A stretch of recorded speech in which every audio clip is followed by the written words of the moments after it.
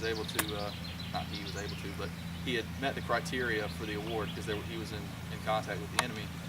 But the artillery at the time, it was raining, it was miserable, cold, wet, and muddy, and the artillery shells would go down to the ground 4 or 5 feet before they'd explode, and they'd leave huge craters. And these craters would fill up with water with rain, and his tank slid into one of these water-filled shell holes.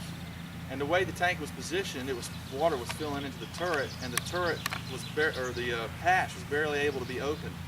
So they tried individually to get out, but they couldn't. And so as the water was coming up in the turret, they realized the only way that we can get somebody out is for the other person to stand and basically boost and push and help the other guy squeeze out. And then as they were running out of air, Harold Roberts' last words, as per the Medal of Honor citation, were, "Well, it looks like only one of us is going to make it, so out you go."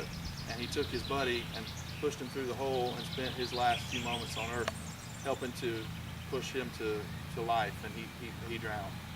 So for this, incredible heroic act, he received the Medal of Honor.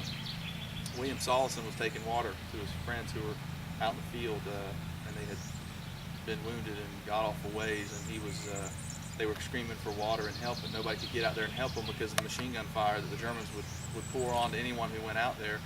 And so finally he couldn't take it, and he gathered up the belt of canteens, and he took off running across the field, and he stopped and gave a canteen to each wounded man, and he ran back in and dove into the trench, and his buddies are like, "Bill, you've got no idea, there's bullets flying all around, there's no way, oh my gosh, I can't believe you made it." And he said, "Gather up more canteens, I'm going back." He said, "No, you can't do it." And on his 4th attempt, he was finally killed.